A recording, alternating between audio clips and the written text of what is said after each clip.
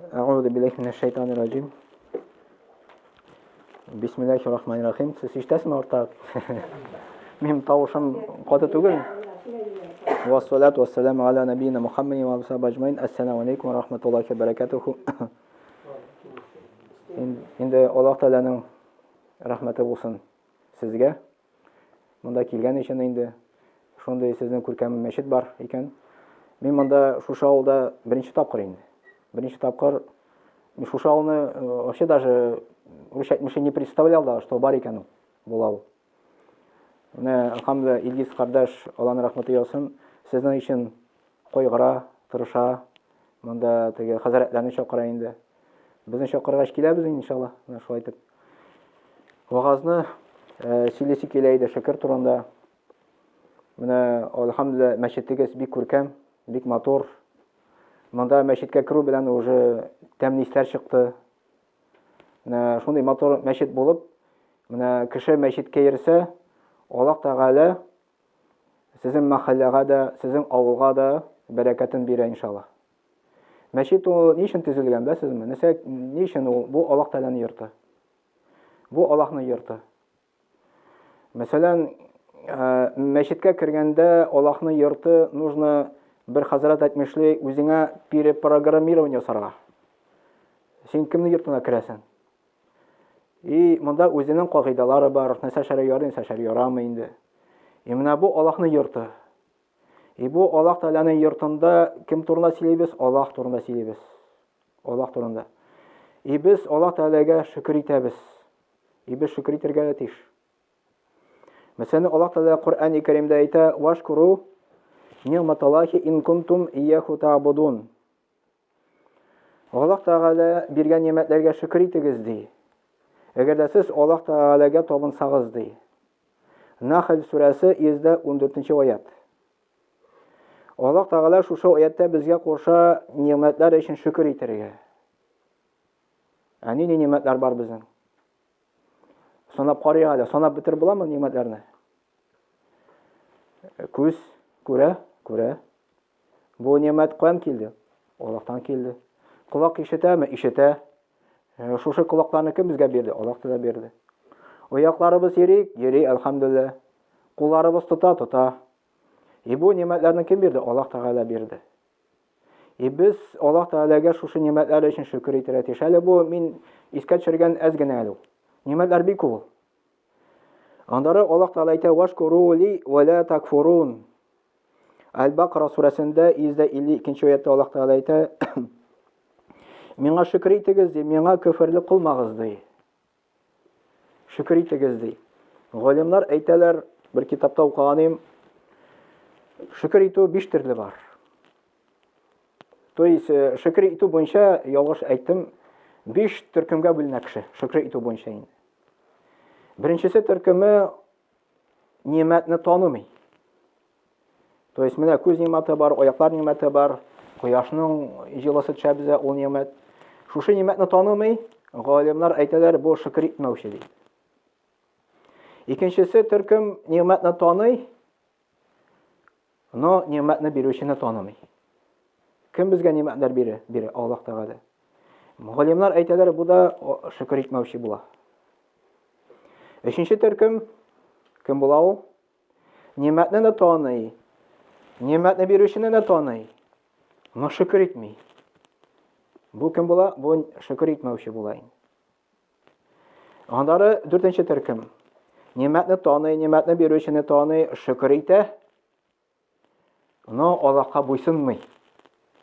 Галимнар әйтәләр, бу да шөкер итмәүче ди. Но соңгысы төркем нимәтне таный, нимәтне бирүчене таный, шөкер итә, Аллаһка буйсына. Менә галимнар әйтәләр, бу шөкер итүче ди. Аллаһка буйсынуга керә, нәрсә инде монда керә? 5 вакыт намаз уку керә, шулай бит. Ураза тоту керә Рамазан айда. Хаҗга бару керә, кемнең мөмкинчелеге бар. Закат түләү керә, кем инде бай мискиннәргә инде. Әгәр дә кеше шушыны үтәсә, ул шөкер итәүче булып санала Аллаһ Тәгаләгә. Әгәр дә үтәмәй икән, шөкер итмәүче санала. Чөнки галимнар шулай дип әйттеләр. Дәлилләргә таянып инде. Андары Аллаһ Тәгалә безне бит инде баракка китерде. Аллаһ Тәгалә баракка китерүгә дәлилләр бик күп.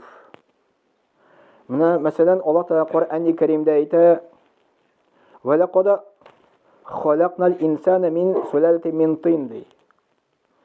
Дөрестә без кешене ди балчыктан баракка китердек ди. Балчыктан ди. Моны ничек аңларга, ничек инде без балчыктан баракка килгән? Коръәндә Аллаһ Тәгалә дип әйтә. Без бит инде балчыктан түгел, без әнишенә чыктык бит инде. Әгәр дә біз артка карасак, мәсәлән, безнең әти-әниләребез бар, аның әти-әниләре бар. И артка карасак, китсәк, бер кешегә тереләбез. Кемгә? Адәмгә инде. И Аллаһ Тәгалә әйтә, шушы Адәмне, беренче кешене ди, мин бар кылдым ди, нәрсәдән ди, балчыктан ди. И андары Коръәндә Аллаһ Тәгалә әйтә: "Сумма джагалнах нутфатан фи карарин макин" ди. Андары без кешене ди бер тамчы итеп, ана карнында яхшы урынга урнаштырабыз ди. Бу уже китте икенче процесс инде. Ягъни беренче кешене Аллаһ та бар кылды балчыктан, җан әрде бул диде, ул баракка килде. Аның кабыргасыннан алып, икенче кешене баракка китерде, Хаваны, хатын-кызны инде. И шушы ике кешедән дөньяга кешеләрне безнең телдә әйтмешә чәчте инде. Менә без бу дөньяга килдек ана эченнән инде. И Аллаһ Тәгалә шушы аятта әйтә, без ди кешене ди ана карнында яхшы урынга урнаштырабыз ди.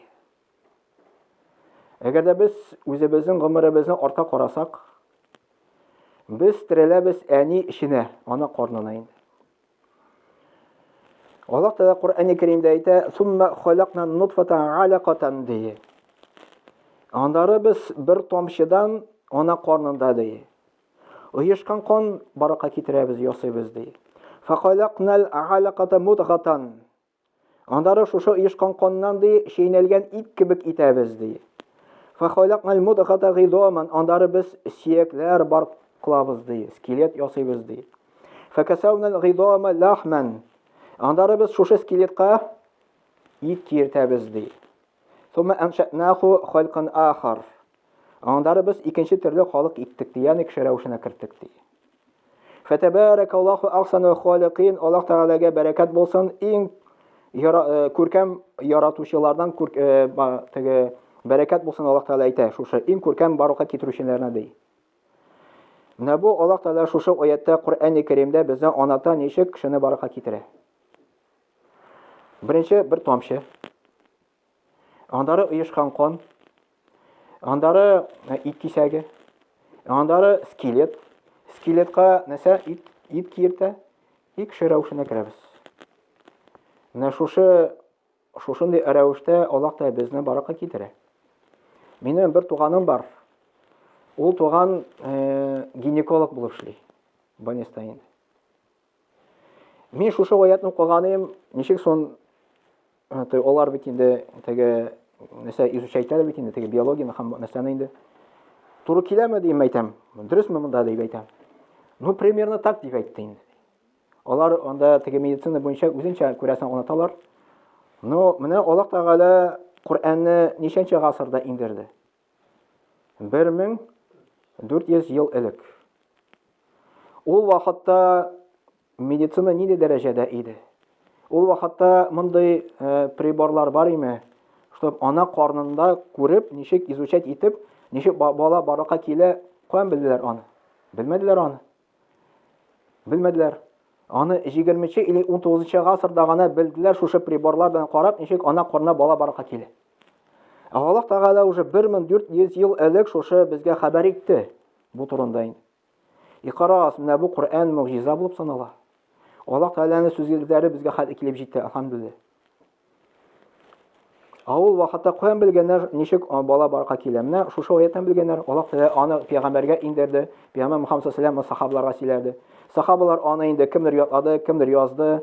Яндар бер китапка җыеп, Коръән язып куйдылар. И безгә хәтле Коръән килеп җитте, алхамдулилlah, бер хәреф дә үзгәрмәде.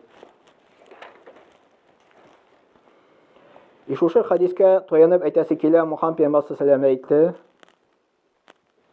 Менә шушы хадистә килә, Аллаһ Тәгалә кешене ана карнында баракка китерә бер тамчы итеп.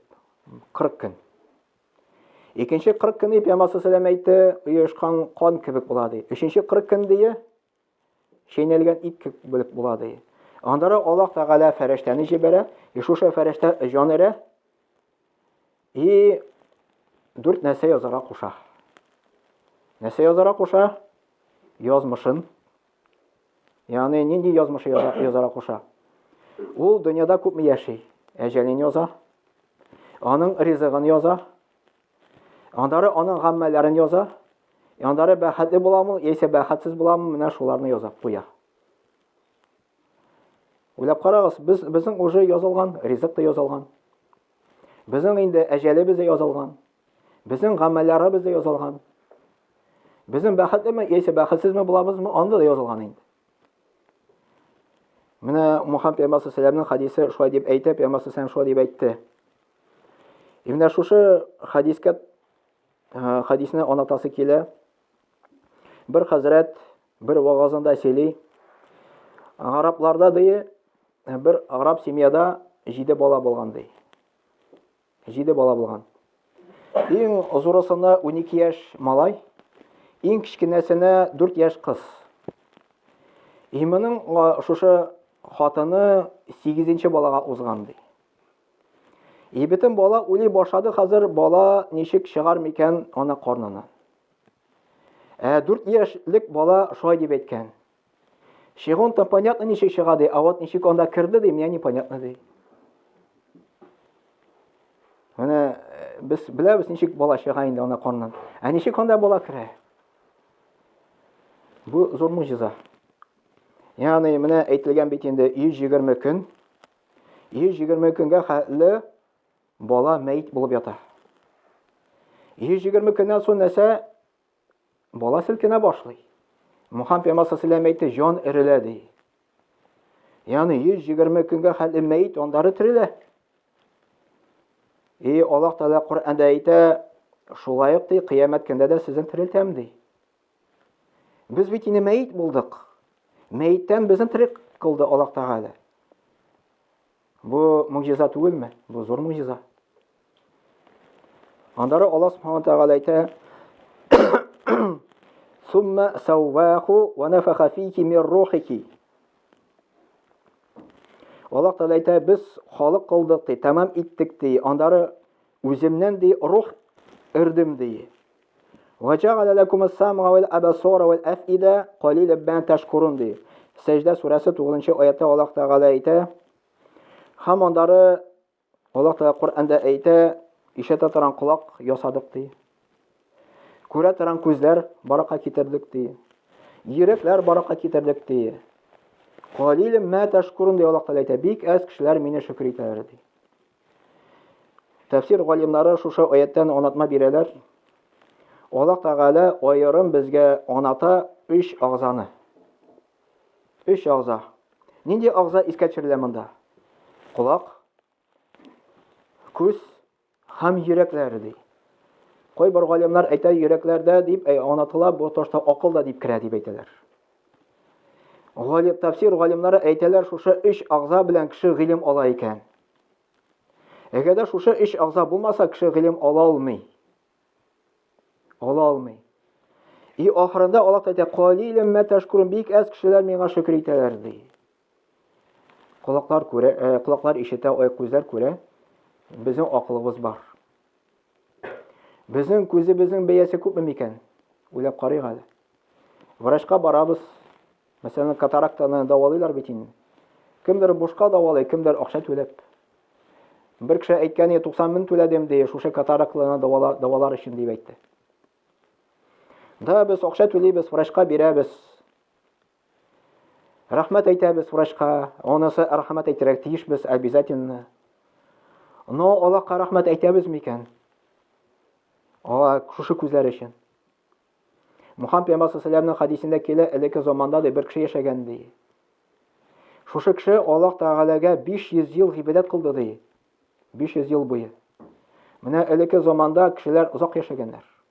Коръәндә килә, Адам ялашмасам, Нух пәйгамбәр 950 ел дингә өндәде ди. Ничә ел яшәде, без аны белмибез. Адам алейһиссалам 1000 ел яшәде ди. Элекке заманда кешеләр озак яшәгәннәр. Шушы гомер безгә хәтле килеп җитте, кыскарды. 60 белән 70 арасы яшибез ди, 70-ның тиягында әз чыгачак дип Пәйгамбер саллаллаху алейһи әйтте.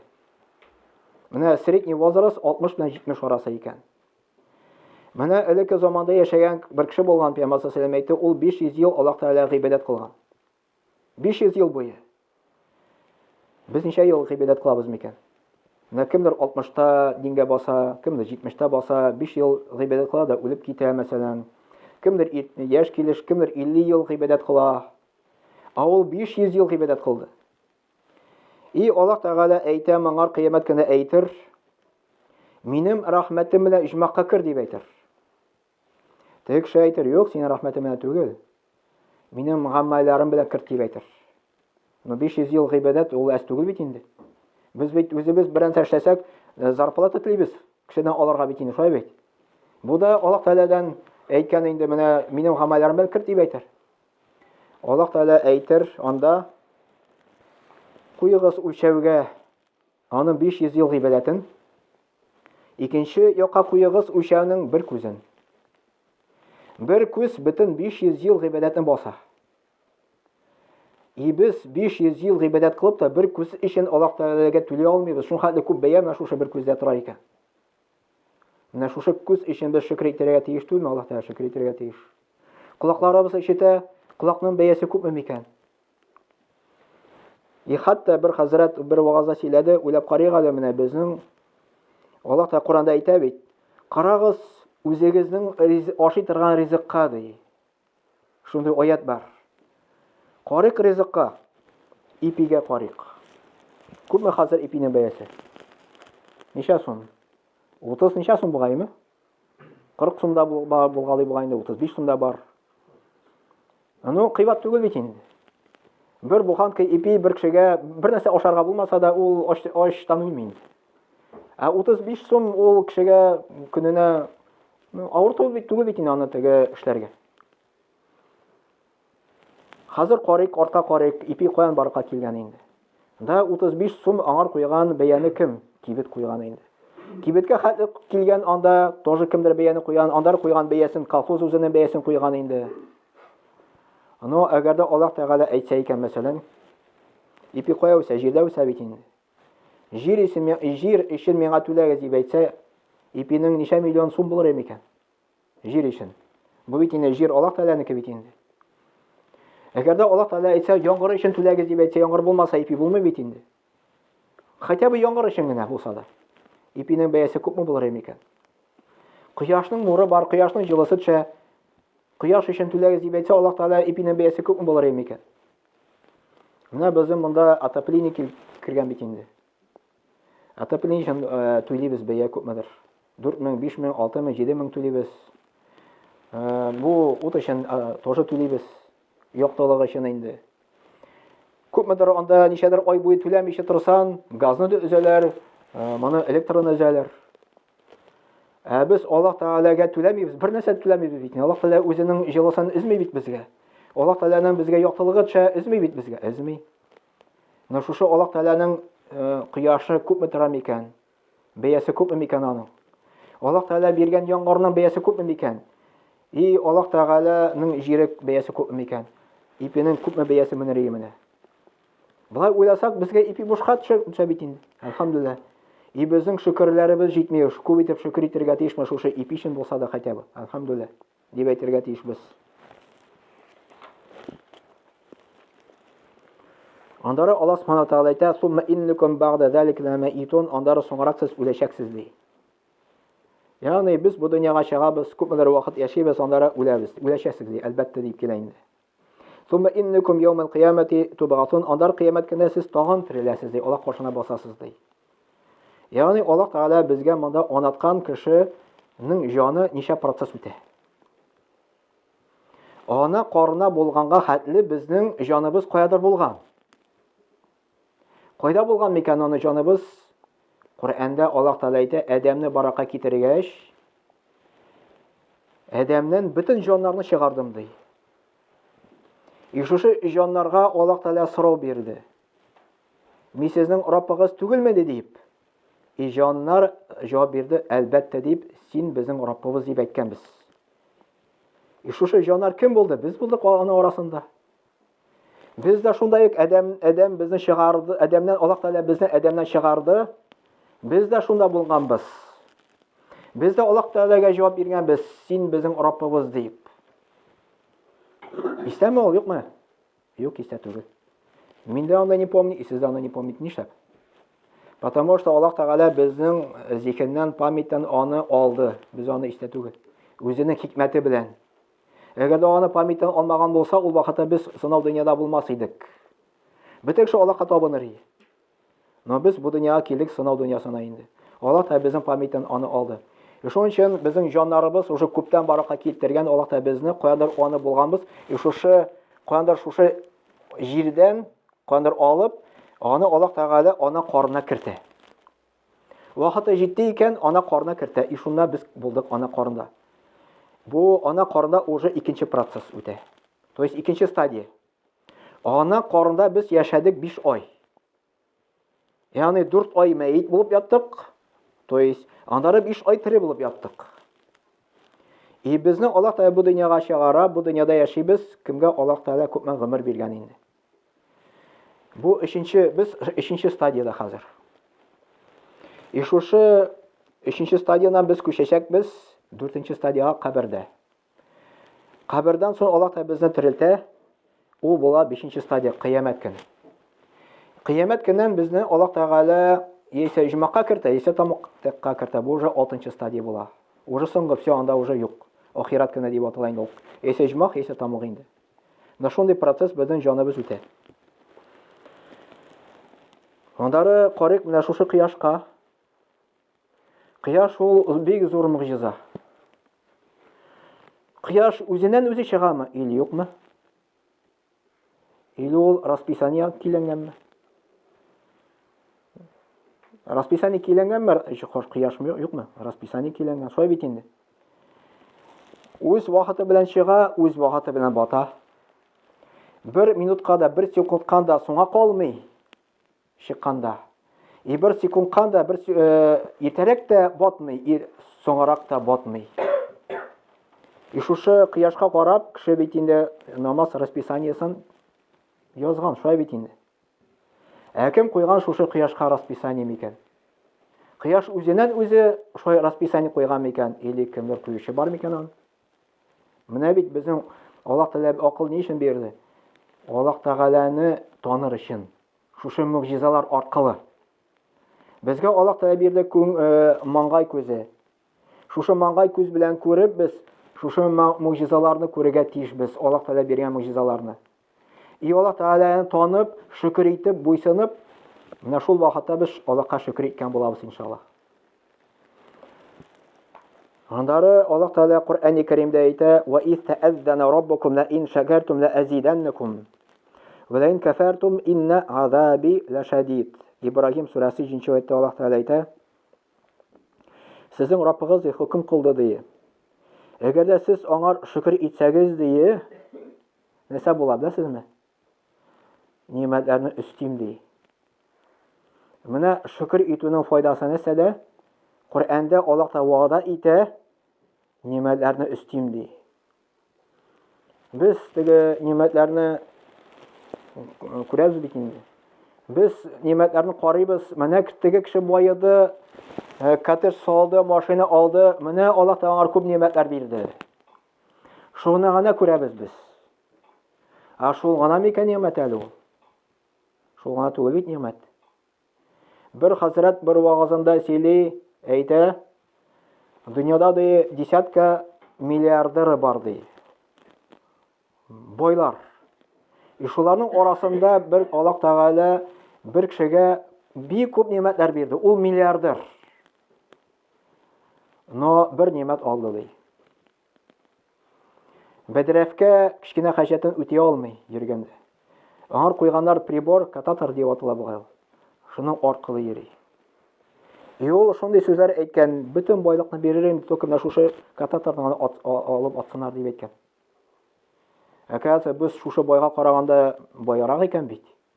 Без андый катаж юк, бездә андый машина юк. Но без бит нормально бәдрәфкә йөри алабыз. Әле ашау бер нимәт, ашауның тәмен сизү икенче нимәт. Әле шушы ашауны да чыгарга кирәк бит әле. Ул да зур нимәт бит. Мин бер ел элек примерно теге геморройны давалаган идем. Мин геморрой бар иде. Шуны давалагач, киттеләр минем запор. Менә запор киткәч, аны башладым, менә күп нимәт икән бу. Бәдрәфкә йөри алу. Күп нимәт икән ул. Әле ашауны бер нимәт, ашауның тәмен сизү икенче нимәт, әле аны чыгарасы да бар бит әле.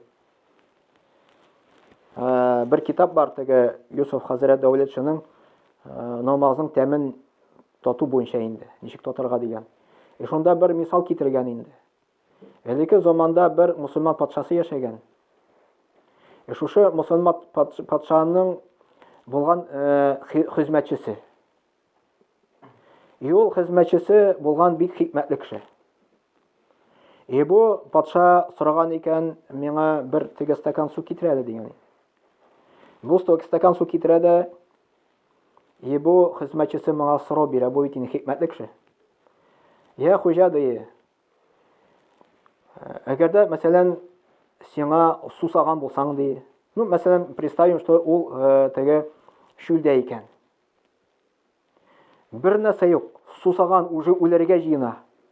Сиңа менә шушы стакан су бирәләр. Шушы стакан суны күпме бәягә син сатып алыр идең ди.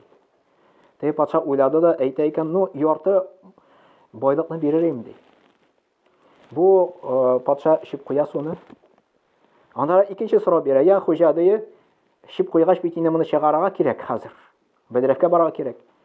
Әгәр дә сез ди шушы бәдрәфкә барып чыгара алмасагыз ди шушы ишкән суны ди, чыгарыр өчен күпме бәя бирегез ди. Ул уйлады да ярты байлыкны бирер идем ди. Или бөтен байлыкны бирер идем истә түгел инде. Бу әйтә, алайса синең байлыгың ди, бер стакан сидеккә дә тормый икән ди. Менә бит бездә күп нимәтләр бар. Уйлап карыйк.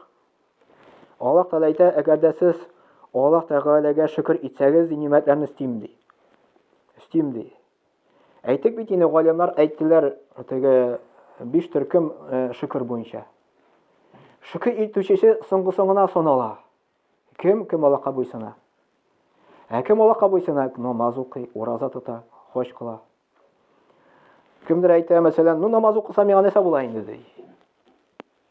Или кемдер, мәсәлән, бер теге өлкән хәзрәт әйткән, берсенә әйттем ди, бәдрәфкә йөрергә кирәк кумган белән. Ну кумган белән барса миңа нәрсә була инде дип әйтә. Ну кумган белән барсаң сиңа үзеңә яхшы бит инде. Чисталыкта тотасың бит инде сиңа. Синең өчен бит инде Аллаһ та куйды аны. Ул инде бәдрәфкә барса сиңа хәзер Аллаһ Тәгалә күптән теге нәрсә яудырга тиеш инде ди. Или акча бирергә тиеш мәсәлән. Без күрәбез, мәсәлән, намаз укыйбыз, безгә бит инде акча кирми аны аркылы. Аны намаз аркылы бит инде. Менә намаз укысак, без Аллаһка шөкр иткән булабыз. Теге бер китапта укыган идем. Гыйбадат исламия китап бар. Ахмад Хади Максуди анда яза, ул бит инде ялгышмасам 100 ел элек яшәгән, революция яшәгән инде ул. Ул яза анда теге тәннең зәкаты бар ди. Сәламәтлектән дә зәкаты бар ди. Зәкат ул өлешен чыгару инде. Теге байлар өлешен чыгаралар. Тәннең зәкаты дип ул әйтә, намаз уку ди. Сәламәтлекнең зәкаты ди, ул әйтә, ураза тоту ди. Менә без Ахмад Хади Максуди әйтмешли, получается без намаз укыгач тәннең зәкатын чыгарабыз килеп чыга. Шуның зәкатын чыгарабыз, без Аллаһка шөкр итәбез. Но ураза тоткач без шуның белән килеп чыга, шөкр итәбез, зәкатын чыгарабыз иншаллах. Менә намаз укысак, безгә нимәтләр өстәлә. Иншаллах нимәтләр өстәлә. Аллаһ та вәгъдә итә бит инде, шөкр итсәгез нимәтләрне өстим ди.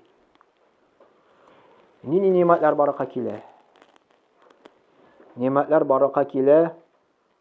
Галимнар әйтәләр, күңел тынычлыгы ди. Кем намазга басты, чын ихлас күңелдән укый икән, намазын ташлыйсы киләме? Юк. Кемнедер намаз уку зур йөк булып санала.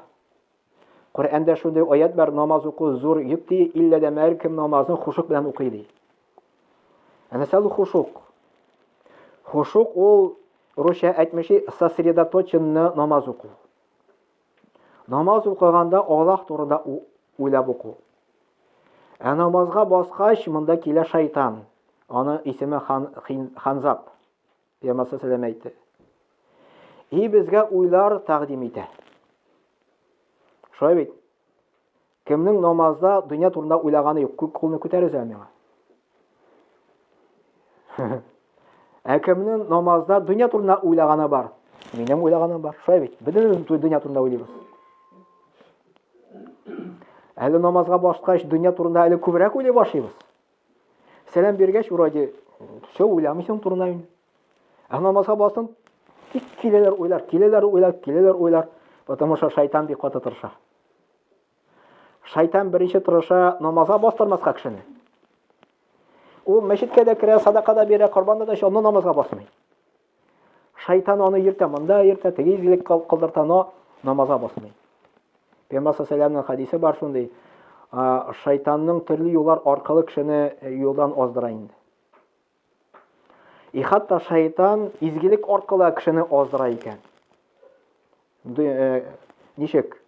Ул тәкъдим итә 70 изгелек юл ача кичкене, что бер зур изгелекне ябар өчен.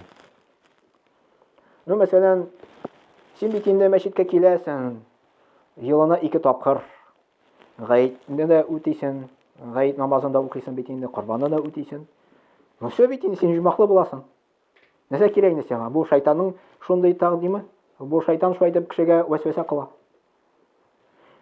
Аны бит инде син бит ашлар да үткәрәсең бит инде. Син обязательно җумаклы буласың. Менә шундый бу изгелек, аш үткәрү зур изгелек, ман корбан чалулар зур изгелек. Аны намазга тормый. Намазга тормый. Намазның изгелекнең савабы син миллион тапкыр аш үткәрсәң дә бер намазга тормый савабы белән. Бер намазга тормый. Менә саваб дигәндә кой бер кеше может намаз кылса ул саваб. Теге бер хәзрәт безгә теге сөйләгән ничек хикмәт белән динне онытырга кешегә. Мәсәлән, син әйтәсең нәфил намазы ди, кеше нәфил нәрсә икән дә белмәй әле ул ди. Шуның өчен теге әзрәк күктән аскачасы килә инде әзрәк теге җиргә инде дип әйтәсе килә. Савап нәрсә ул? Менә безнең тел белән әйткәндә зарплата дип әйтәбез инде.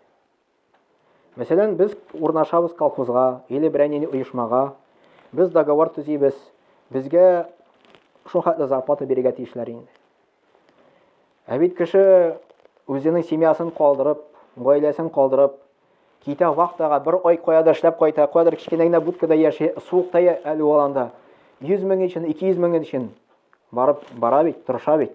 Алып кайта, семьяны туйдыра. Аны өчен аңар зарплата бирәләр.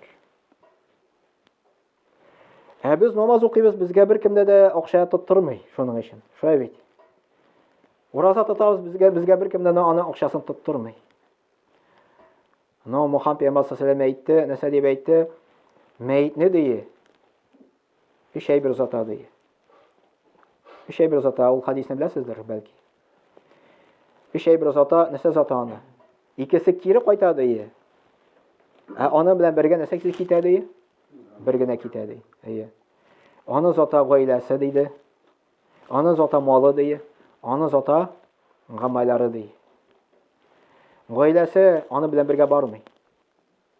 Может, кой бер диндә анда бергә ире белән күмәләрдер. Кой бер мәҗүси диндә бар ул. Ислам диндә юк, ул харам анда ибрин. Кой бер диндә шигәннәрдә мусул мәсәлән машина белән күмәләр баяндадыр. Тегенә дә рәхәт яшәсен дигән.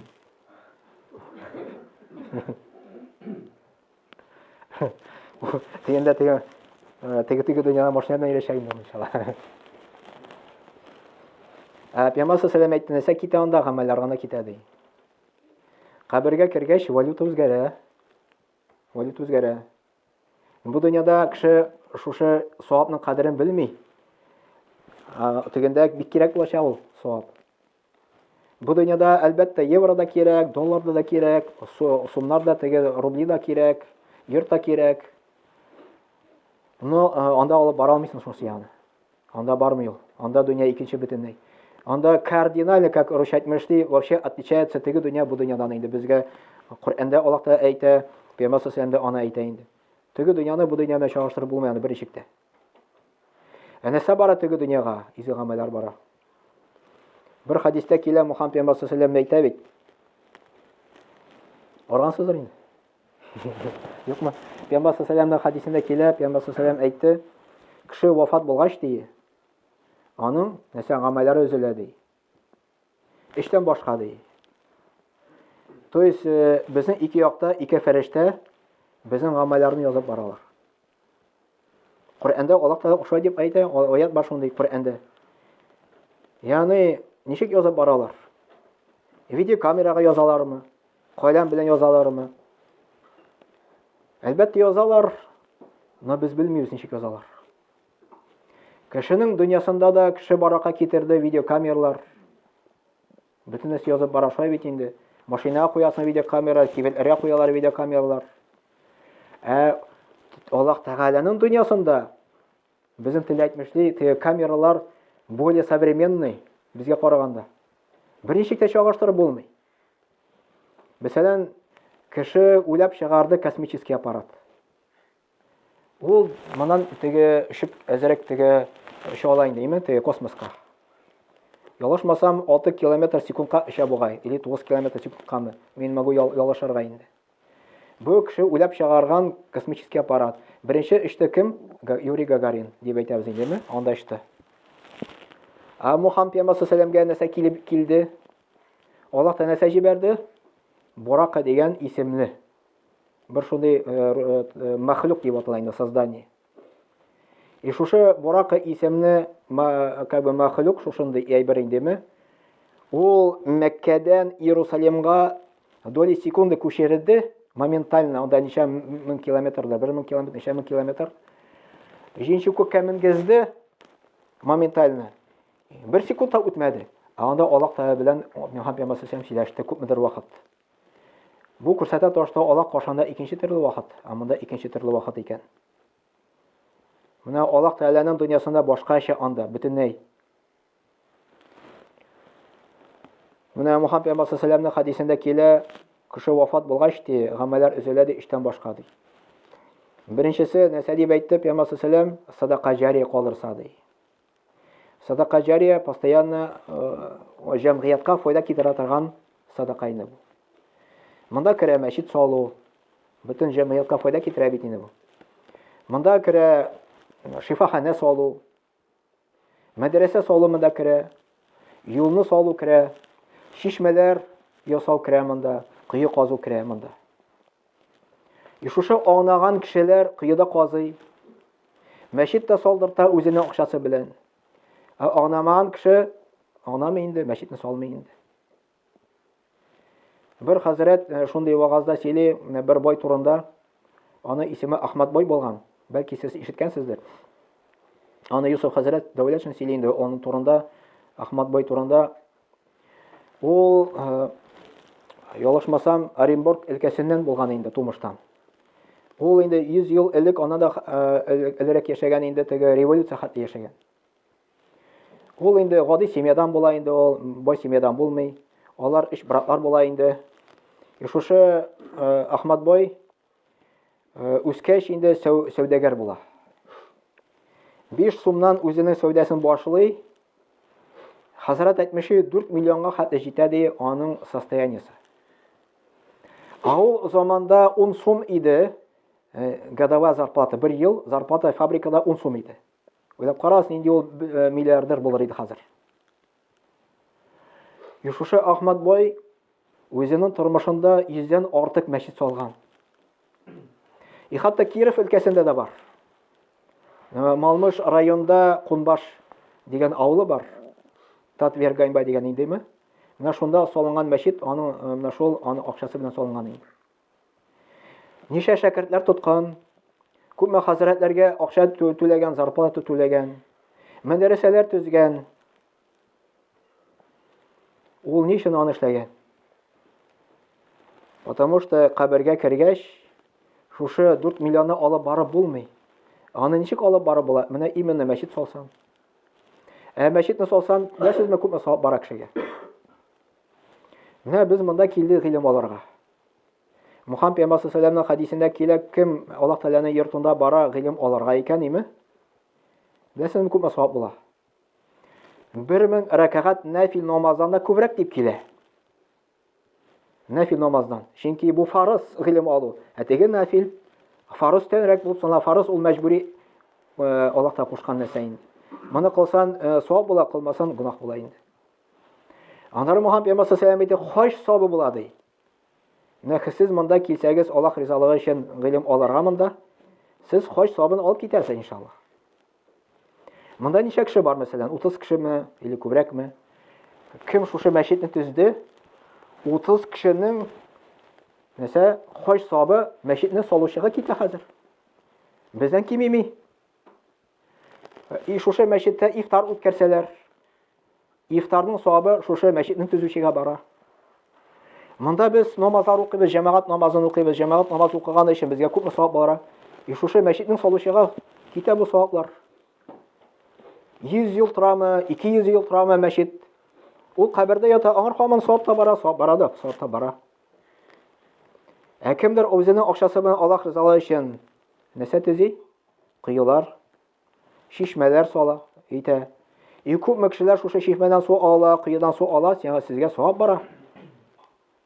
Һәм беркем дә кимеми. Юлны салды икән, савабы сезгә бара. Менә ничек без бойы алабыз савап белән. Ничек без бойы алабыз савап белән, әлхәмдүлиллаһ. Бу Аллаһ Тәгалә зур нимәте. Аннары Мөхәммәд пәйгамбәр саллаллаһу алейһи ва сәлләм әйтте, икенчесе ди, файдалы гыйлем диде. Файдалы гыйлем. Мәсәлән, син укытучы буласыңмы? Мәдрәсәдә, мәчеттә гыйлем бирәсең. Синең шәкертләрең бар, 10 шәкерт икән. Син алифбаны өйрәттең, Коръән укырга өйрәттең. 10 кеше Коръән укый. Шушы Коръән укыган өчен 10 савап языла. Бер хәрефкә инде. 10 кешенең савабы сиңа бара. Һәм беркемдә кимеми. 100 кешене өйрәтте икән, 100 кешенеке бара. Китап яздың икән, китаптан күпме файдаланабыз, аңар савап бара. Менә ишкән бардыр бит Бухари дигән исемле галим, индеме? Бухари дигән исемле галим, аның бит инде җинтыгы бар, хадислар җинтыгы. Коръәннән соң ул икенче китап булып санала, теге сахих хадислар санала инде. Менә шушы Бухари 1000 елдан артык ел элек яшәгән, хәзер кабердә яши. Аның китабы белән кулланабыз, күпме савап бар аңар кабергә. Менә шуның өчен гыйлемне бирүнең дә савабы бик күп. Өченчесе дә изге бала калдыру. Изге бала калдыру. Кем ул изге бала? Шушы изге бала безнең өчен дуга кылып тора. Мәсәлән, баланы тәрбияләдең намаз белән. Мөхәммәд пәйгамбәр саллаллаһу алейһи ва сәлләм 7 яшьтән намазга өйрәтегез ди. 10 яшьтән уже мәҗбүри намаз укыттырыгыз ди. Әгәр без шулай дип итсәк, безнең аркылы ул намазга басса, ул бит инде безнең өчен дугачы була. Biz үлеп китте икән, 5 бала безнең өчен дуа кылып тора, безгә кабергә савап бара. Мөхәммәд пәйгамбәр саллаллаһу алейһи ва сәлләм әйтте, кеше ди иҗмагка кергәч ди, фәрештәләр килеп, аны шушы иҗмактагы булган дәрәҗәдән искәрәк алып менеп китәрләр. Теге кеше аптыра, ни сәбәпле микән мине Аллаһ та шулай итеп хөрмәтләде, ни сәбәпле микән мине Аллаһ та шулай итеп искәрәк күтәрде микән дип әйткәч, анда фәрештәләр әйтерләр, синең балаң сәбәпле ди. Синең бала ди, дөньяда булганда ди, синең өчен дуга кылды ди. Шул сәбәпле ди, Аллаһ та синең дәрәҗәңне күтәрде ди. Әгәр дә, мәсәлән, безнең өчен балалар дуга кылып торса, Аллаһ сакласын, кабердә без газаплансак икән, шушы дуга сәбәпле Аллаһ та безнең газабыбызны киметә. Или вообще коткарырга мөмкин. Шуның өчен без үзебез әти-әни өчен күбрәк дуга кылырга кирәк. Күбрәк, я Раббым, Алла, минем әти-әнине гафу ит дип, я Раббым, Алла, әти-әнигә рәхимле бул, алар бит мине тәрбияләделәр киченә булган вакытта дип, шушындай дуга Аллаһ та безгә Коръәндә өйрәтә. Дуга кылсак, әти-әни газапланса, газабын киметә Аллаһ Тәгалә. Мин гунахлар сәбәпле инде. Әгәр дә ул ләззәттә ятса, ләззәтен Аллаһ та арттыра. Менә өченче әйттек инде, изге бала калдырса ди. Менә ничек без бәхетле була алабыз, ничек без Аллаһка шөкр итә алабыз менә шушы гамәлләр белән. И Аллаһ Тәгалә шөкр итсәң нимәтләрне үстим дип әйтә. Намаз укыдык. Беренчедән, без бит инде әкрен кабергә якынаябыз. Икенче әкрен кабергә якынаягач, моның күңеле тыныч түгел. Күңеле тыныч түгел моның. Ә без намаз укыгач, безнең күңелләребез тынычлана. Без беләбез, теге дөньяда безне нәрсә көтә. Намаз укыган өчен Мөхәммәд пәйгамбәр саллаллаһу алейһи ва саллям Аллаһ Тәгалә вәгъдә итә ди, шушы кешене ди җомгага кертергә ди. Әгәр дә намаз укымый икән, вәгъдә кылмый ди. Тиле җомгага кертә ди, тиле тамукка кертә ди. Шуның өчен кадерле җәмәгать, менә сезгә әйтәсе килә, намаз ул зур нимәт. Зур нимәт. Намаз аркылы Аллаһ Тәгалә безгә бу дөньяда нимәтне өсти. Күңел тынычлыгы барлыкка килә. Аллаһ Тәгалә Коръән-и Кәримдә әйтә, кемгә ди минем һидаят тәүфигым ирешә ди, минем юлым ирешә. Һәм ул шушы юлын кабул итә ди, дингә баса ди. Без аны хуш тереклек белән яшәтербез ди. Нәрсә дигән сүз бу? Хуш тереклек белән яшәтербез дигән сүз, галимнар әйтер, Аллаһ Тәгалә вәгъдә кыла моңар, то что ул дөньяда бәхетле булачак. Аллаһ Тәгалә моңар күңел тынычлыгы бирәчәк. Күңел тынычлыгы булсын өчен безгә кирәк ничек? Намазны укыра хушук белән, сосредоточенно. Намазның мәгънәсен белергә кирәк, нәрсә турында сүз бара анда. Ату кемдер мәсәлән 5 ел намаз укый, 10 ел намаз укый, белми аны мәгънәсен, нәрсә турында анда сүз бара. Без анда намазны укыйбыз, Аллаһ белән сөйләшәбез, Аллаһ Тәгалә безнең белән сөйләшә, безгә җавап бирә күктә, Аллаһ Тәгалә иншаллаһ. Безнең күңелләребез тынычлана шуның белән. Аннары кабергә кергәч, Аллаһ Тәгалә безгә анда да нимәтләр бирә. Кыямәт көндә дә җумакны бирә иншаллаһ Тәгалә, безнең гөнаһларыбызны кичерә. Аннары галимнар әйтәләр, әгәр дә кеше сизә икән үзенең хәлен, нимәтләр өстәлми икән ди, күбрәк шөкр итсен ди. Шөкр итү ничек әйттек? Намазга басарга кирәк. Ну нимәтләр өстәлми, күңел тыныч түгел мәсәлән. Яшисе килми. Синең коттеджың бар, машинаң бар, өйгә кайтасы килми, күңел тыныч түгел. Безнең бит инде гадәткә куелган, әгәр дә күңел тыныч булмаса, Коръән ашын үткәрәләр, шулай бит. Да ул бик яхшы, бик күркәм Коръән ашын үткәрү. Ул вакытлыча бирә кешегә файда. Но постоянно түгел. Постоянно сиңа күңел тынычлык булсын өчен сиңа үзеңә намазга басарга кирәк. Сиңа өйдә күбрәк үзеңә Коръән укырга кирәк. Күптән түгел менә теге телефоннан шундый бер сообщение килгән инде. Бер ислам дине галиме әйткән, кеше ди ике сәбәп аркылы бәрәкәт килә ди. Әгәр дә күп итеп Коръән укыса, Аллаһ Тәгаләнең шуның аркылы бәрәкәтен бирә. Һәм әти-әнигә изгелек кылса ди. Аллаһ Тәгалә шуның аркылы бәрәкәт бирә. Менә истә калдырыгыз моны. Әти-әнигә изгелек кылу. Кайтыгыз илгә мәсәлән, изәнне юыгыз. Ашарга пешерегез аңар. Аның күңелен күрегез. Сезнең өчен дуа кылыр. Сезгә бәрәкәт килер иншаллаһ шуның аркылы. Бәрәкәт килер. Кем әти-әнине рәнҗетә, Мөхәммәд пәйгамбәр саллаллаһу алейһи ва саллям әйтте, Аллаһ Тәгалә аңар газабын уже дөньяда ашыктыра ди. Мәсәлән, гунах өчен Аллаһ Тәгалә безнең бу дөньяда җәза бирергә мөмкин, яисә теге дөньяга калдырырга мөмкин. Кем әти-әнине рәнҗетә икән, Аллаһ Тәгалә уже бу дөньяда җәзасын бирә. Кем әти-әнин хөрмәтли, мин аны менә үзем дә сизәм. Пока әни исән икән, минем әти вафат, Аллаһ Тәгалә аның гунахларын кичерсен инде. Әни әле исән. 86 яшь тулды. Бергә хаҗда кылдык, әлхәмдүлилләһ. Әгәр дә әти-әнинең син күңелен күрәсен икән, әти-әни син өчен дуа кылыр, синең тормышың рәтләнер иншаллаһ. Теге бер Рамил хәзрәт вагызда сөйләп итә, Юнус мәчеттә, Кул-Шариф мәчеттә эшләгәндә дип әйтә инде, теге бер кеше килде ди. Күңелгә тынычлык таба алмыйм дип әйтә ди. Мен әйтәм, әниң исән булсын, исән ди, кая яши, менә шунда яши ди. Күптән күрмәдем, 4 ел күрмәдем ди. Бар әни яна кайт, изәнен ю дип әйтә. Терелерсен дип әйтәм ди, шуның аркылы иншаллаһ. Китте дә, анда все пропал дип әйтә инде, әле өтерелеп китте, на самом деле дип әйттем ди. Менә кемдер психологларга чаба, мәсәлән, күңел тыныч булмаса инде. Ә безнең динебездә, әлхәмдүлилләh, психологка чабасы юк, намазга бассаң, синең күңелең тынычлана. Коръәндә Алла Тәгалә шулай дип әйтә. Әгәр дә җанга дия син тынычлык таба алмасаң ди, мин искә төшер ди. Әтиәнигә булыш. Әтиәнигә булышсаң, күңел тынычлыгы булыр иншалла. Алла Тәгалә сиңа күңел тынычлыгын бирер шуны аркылы иншалла. Менә әллә кайларга эзләп бирәсе юк, күп итеп акча түләсе. Намаз укы, Алла Тәгалә зикр ит, әтиәнигә булыш. Аллаһ ризалыгы өчен. Алла Тәгалә сиңа күңелгә тынычлык салыр иншалла. Бәрәкәтен бирер. Алла Тәгалә Куръан-ы Кәримдә: "Аман шакара фа иннама яшкуру ли нафсих, аман кафара фа инна рабби ганиюн карим." Дөресттә ди Алла Тәгалә әйтә, кем шөкр итә ди, ул үзе өчен шөкр итә ди. Алла Тәгаләгә бу намаз уку да кирәк түгел. Бу аңар ни плюс та, ни минус та артмый да, кимеми дә аның. Намаз уку безгә кирәк, шөкр итү безгә кирәк ул. Мәсәлән, синең бәрәңгең бар икән. Шуны чыгарасын шөкр йөзеннән. Аллаһ нимәтен өсти иншалла. Балың бар икән, балың әзрәк өлешен чыгардың, Аллаһ нимәтен өсти иншалла.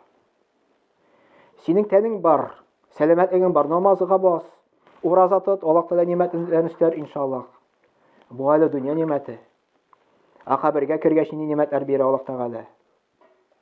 Аның турында да берничә сүз әйтәсе килә, сез аргансыздыр инде. Алмадыңызмы? Обычно 40 кеше инде теге. Без инде хәзрәтләребез сөйли алабыз аны күйттереп. Хәзрәт кеме җил хәзрәт әйтмешли теге хәзрәт армый ул ди, сатыгына чыгына ара ул дип әйтә инде.